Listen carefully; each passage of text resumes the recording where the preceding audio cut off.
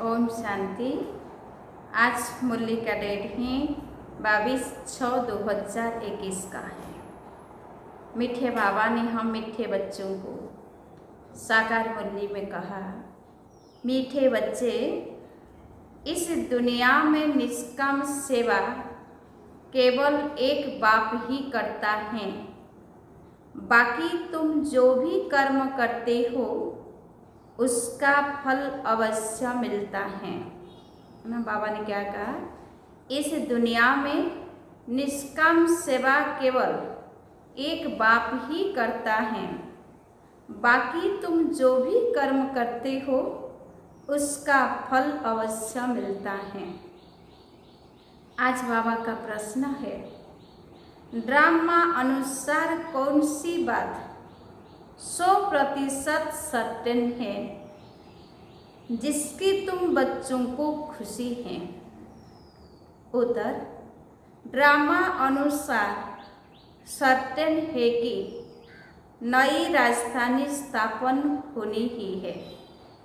तुम बच्चों को खुशी है कि श्रीमत पर हम अपने लिए अपनी राजधानी स्थापन कर रहे हैं।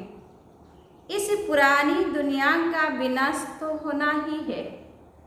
तुम बच्चे जितना पुरुषार्थ करेंगे उतना उच्च पद प्राप्त होगा। गीत है, तुम्हें पाके हमने जहान पा लिया, जमीन तो क्या सरा आसमान भी पा लिया। ओम शांति। जो बच्चे कहते हैं बाबा भी वही कहते हैं। बच्चे कहते हैं, बाबा तुम्हें पाके हम स्वर्ग के मालिक बनते हैं। बाप भी कहते हैं, बच्चे मन मना भव। बात एक ही हो गई। मनुष्य सब पूछेंगे कि ब्रह्मा कुमार कुमारियों को इस सत्संग में जाकर क्या मिलता है? तो ब्रह्मा कुमार कुमारियां कहते हैं, हम बाप दादा से विश्व के मालिक बनते हैं। विश्व का मालिक और कोई बन न सके।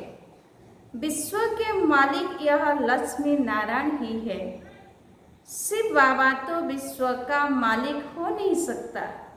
तुम बच्चे विश्व के मालिक बनते हो। तुम्हारा बाप विश्व का मालिक नहीं बनता। ऐसी निष्काम सेवा करने वाला और कोई होता नहीं। हर एक को अपनी सेवा का फल जरूर मिलता है।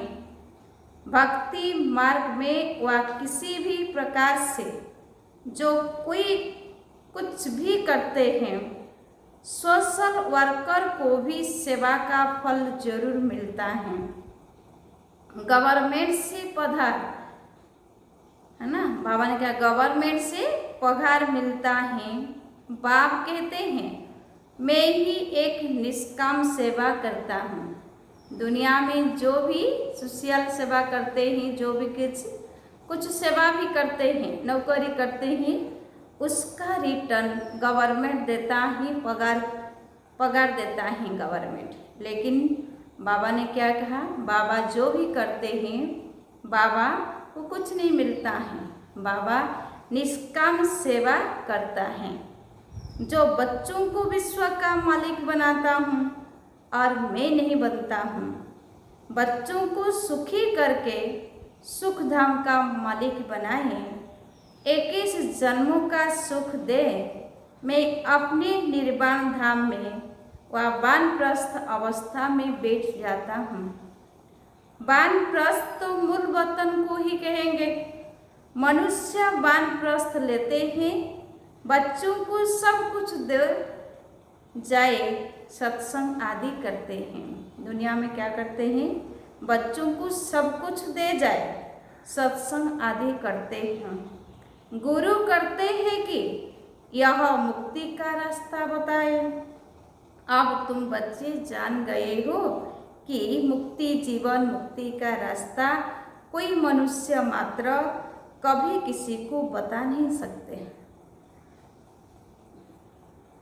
वे किसी को भी सद्गति दे नहीं सकते, अपने को भी नहीं दे सकते। अपने को दे तो फिर दूसरों को भी दे सके।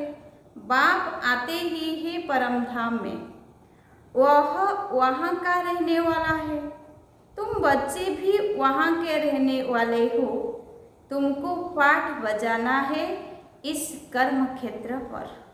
बाबा को भी एक बार यहाँ आना है तुम बच्चों के लिए, जबकि स्वर्ग की स्थापना हो रही है तो जरूर नरक का विनाश होना ही है। अभी तुम जान गए हो, शिव बाबा ब्रह्मा द्वारा आदि सनातन देवी देवता धर्म की स्थापना कर रहे हैं। तुम जानती हो हम मनुष्य से देवता बन रहे हैं फिर से। तुम बच्चों की बुद्धि में है कि हर 5000 वर्ष बाद हम आकर फिर से ब्रह्मा द्वारा शिव बाबा के बच्चे बनते हैं। वर्षा पाने के लिए पतित पावन उनको कहा जाता है। नॉलेजफुल ज्ञान का सागर भी है। योग अर्थात याद सिखाते हैं, परंतु निराकार कैसे समझाए, इसीलिए कहते हैं ब्रह्मा द्वारा मनुष्य से देवता बनाता हूँ, अर्थात देवी देवता धर्म की स्थापना कराता हूँ। अब वह धर्म है नहीं, फिर बनाना पड़े। अब फिर से आदि सनातन देवी देवता धर्म स्थापन कर बाकी सबको मुक्ति धाम में ले जाता हूँ।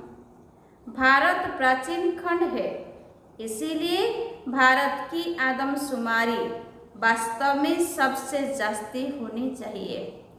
ऐसी बातें और कोई की बुद्धि में नहीं आती। आदि सनातन देवी देवता धर्म सबसे जास्ती बड़ा होना चाहिए। 5000 वर्ष से उन्हों की वृद्धि होती रहती है, बाकी और तो आते ही है। 2500 वर्ष के बाद इस्लामियों की आदमशुमारी कम होनी चाहिए। फिर थोड़े समय बाद बौद्धी धर्म वाले आते हैं तो उन्हों में थोड़ा फर्क होना चाहिए। इस्लामी बौद्धि आदि पहले सतो प्रधान है, फिर धीरे धीरे तमो प्रधान बनते हैं। यह भी हिसाब है। जो अनन्य समझदार बच्चे हैं उन्हों को ख्याल करना पड़े। आजकल लिखते हैं चाइनीज सबसे ज़्यादा है, परंतु उन्हों को सृष्टि चक्र का ज्ञान तो है नहीं। यह सब राज तुम बच्चों की बुद्धि में है। जो पढ़े लिखे हैं उन्हों को डिटेल में समझाना होता है। देवी देवता धर्म वालों को 5000 वर्ष हुए, तो इस समय उन्हों की संख्या बहुत होनी चाहिए, परंतु देवी देवता धर्म वाले फिर और धर्मों में कन्वर्ट हो गए हैं। पहले पहले बहुत मुसलमान बन गए, फिर बौद्धि भी बहुत बने हैं। यहाँ भी बौद्धि बहुत हैं, क्रिश्चियन तो बेशुमार है। देवता धर्म का तो नाम ही नहीं है। अगर हम ब्राह्मण धर्म कहे तो भी हिंदुओं की लाइन में डाल देंगे। अभी तुम जानती हो आदि सनातन देवी देवता धर्म स्थापन हो रहा है। हम ब्राह्मणों द्वारा श्रीमत पर यह भी समझ होनी चाहिए। धर्म गाए तो जाते हैं ना। यहाँ के मनुष्य अपने को हिंदू की लाइन में ले आते हैं, कहेंगे हिंदू आर्य धर्म है, सबसे पुराना है। भारतवासी पहले पहले आर्य थे, बहुत धनवान थे, अब अनार्य बन गए हैं। कोई अकल नहीं, जिसको जो आता वह धर्म का नाम रख देते हैं।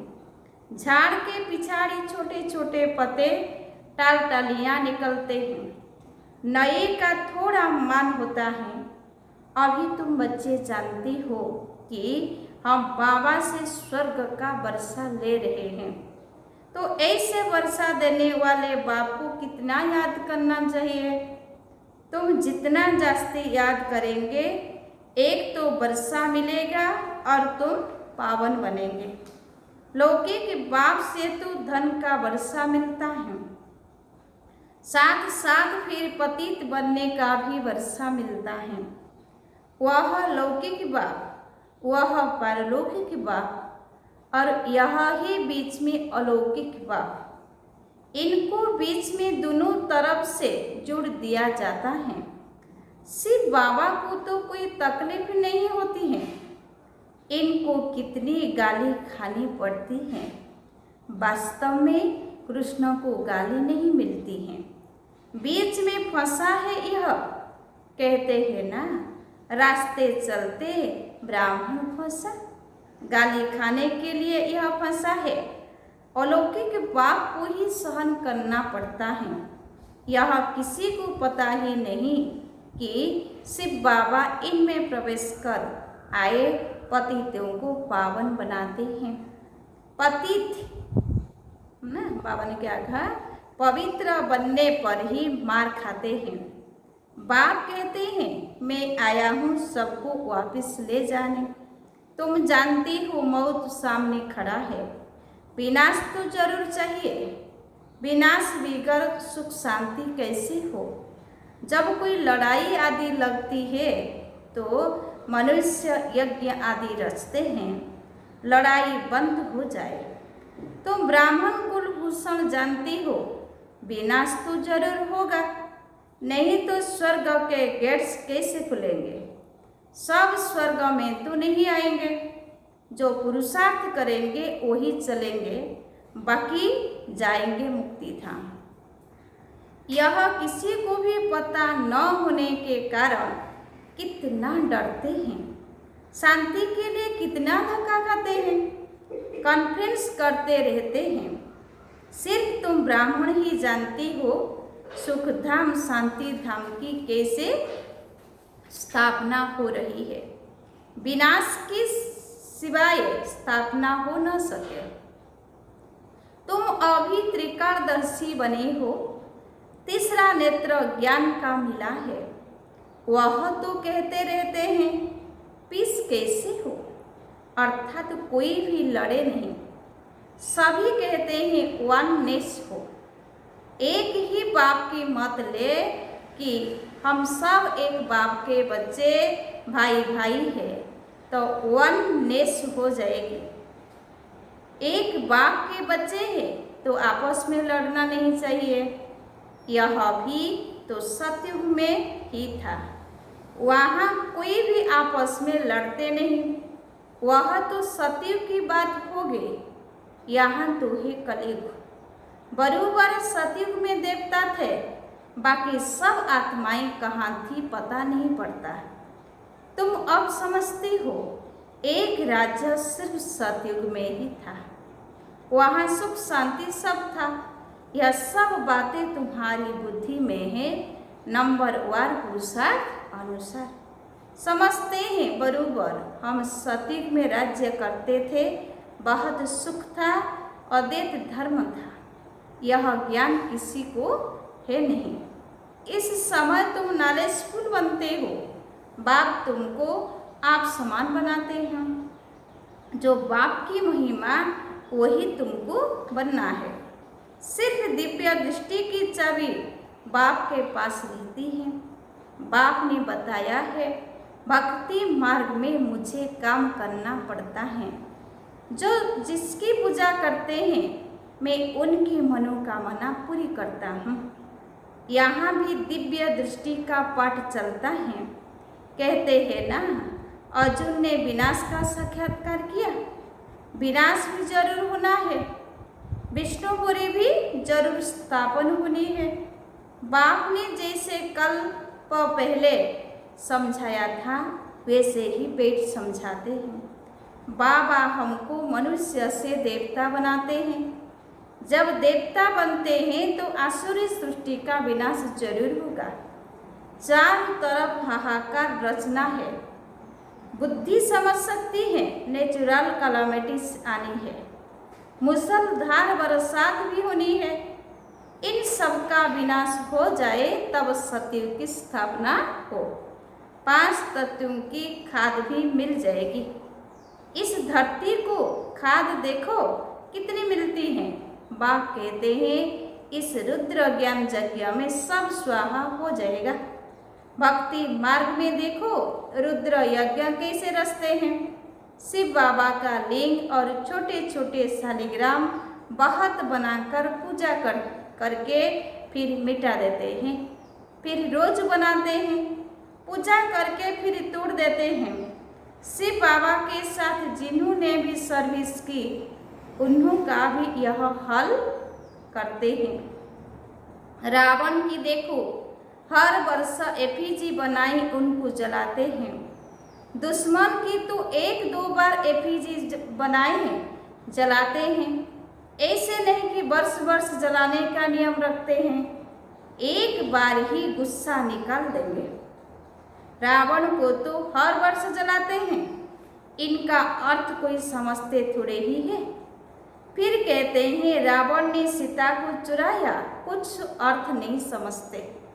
फॉरेनर्स क्या समझेंगे, कुछ भी नहीं। दिन प्रतिदिन रावण को बड़ा बनाते जाते हैं, क्योंकि रावण बहुत दुख देने वाला है।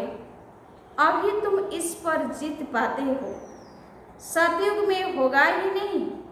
यह जो कर्मों की भोगना बीमारी आदि होती हैं, यह है रावण के कारण। रावण की प्रवेशता होने के कारण मनुष्य जो भी कर्म करते हैं वह विकर्म हो जाते हैं। सुख दुख का खेल बना हुआ है। इस हिस्ट्री ज्योग्राफी का किसी को भी पता नहीं है। लक्ष्मी नारायण को यह राज्य कैसे मिला, किसी को पता नहीं। तुम छोटे छोटे बच्चे समझाते हो यह लक्ष्मी नारायण सतयुग में राज्य करते थे। संगम पर यह राजीव सिख यह पद पाया है। बिड़ला को भी छोटी छोटी बच्चियां जाकर समझाए कि इन्होंने यह राज्य कैसे पाया। अभी तो कलयुग है, इनको सतयुग नहीं कहा जाता। राजा ही तो अभी है नहीं, राजाओं का ताज ही उड़ा दिया है। धर्मशास्त्र सिर्फ 4 है। गीता धर्मशास्त्र है जिससे 3 धर्म अभिस्थापन होते हैं, न कि सतयुग में। ऐसे नहीं कि लक्ष्मी नारायण ने व राम ने कोई धर्म स्थापन किया। यह धर्म अभिस्थापन कर रहे हैं फिर इस्लामी, बौद्धि, फिर और क्रिश्चियन का एक ही धर्म शास्त्र है बाइबल, बस। फिर पीछे वृद्धि होती जाती है। आदि सनातन है ही देवी देवता धर्म। अब फिर से देवी देवता धर्म की स्थापना करते हैं। तुम ड्रामा के राज को अच्छी रीति समझ गए हो, खुशी भी रहती है, जबकि तुम बच्चों को 100% सर्टेन है कि हम फिर से अपना राज्य भाग्य स्थापन कर रहे हैं। इसमें लड़ाई आदि की कोई बात ही नहीं। राजधानी स्थापन हो रही है, यह सर्टेन है। As certain as death. तुम जानते हो हम फिर से राज्य भाग्य लेते हैं, कल्प कल्प पाप से वर्षा लेते हैं। जितना पुरुषार्थ करेंगे उतना उच्च पद पाएंगे। अच्छा, मीठे मीठे सिकिलधे बच्चों प्रति माता पिता बाप दादा का याद प्यार और गुड मॉर्निंग। रूहानी बाप की रूहानी बच्चों को नमस्ते। हम रूहानी बच्चों की रूहानी बाप दादा को याद प्यार और गुड मॉर्निंग। नमस्ते नमस्ते नमस्ते। धारणा के लिए मुख्य सार नंबर 1, जो बाप की महिमा है उस महिमा को स्वयं में लाना है। बाप समान महिमा योग्य बनना है। पारलौकिक बाप से पवित्रता का वर्षा लेना है। पवित्र बनने से ही स्वर्ग का वर्षा मिलेगा। पॉइंट नंबर 2, श्रीमत पर अपने ही तन मन धन से एक आदि सनातन देवी देवता धर्म की स्थापना करनी है। श्रीमत पर अपने ही तन मन धन से एक आदि सनातन देवी देवता धर्म की स्थापना करनी है। आज बाबा का वरदान है, त्रिकालदर्शी बन, व्यर्थ संकल्प व संस्कारों का परिवर्तन करने वाले विश्व कल्याणकारी भव। विस्तार है, जब मास्टर त्रिकालदर्शी बन संकल्प को कर्म में लाएंगे तो कोई भी कर्म व्यर्थ नहीं होगा। इस व्यर्थ को बदलकर समर्थ संकल्प और समर्थ कार्य करना, इसको कहते हैं संपूर्ण स्टेज।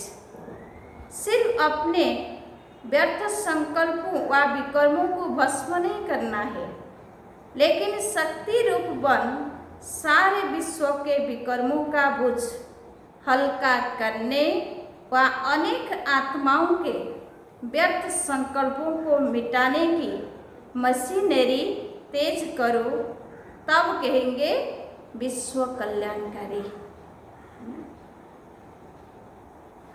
आज बाबा का स्लोगन है, नष्ट मोह बनना हेतु सेवा अर्थ स्नेह रखो, स्वार्थ से नहीं। नष्ट मोह बनना हेतु सेवा अर्थ स्नेह रखो, स्वार्थ से नहीं। अच्छा, ओम शांति।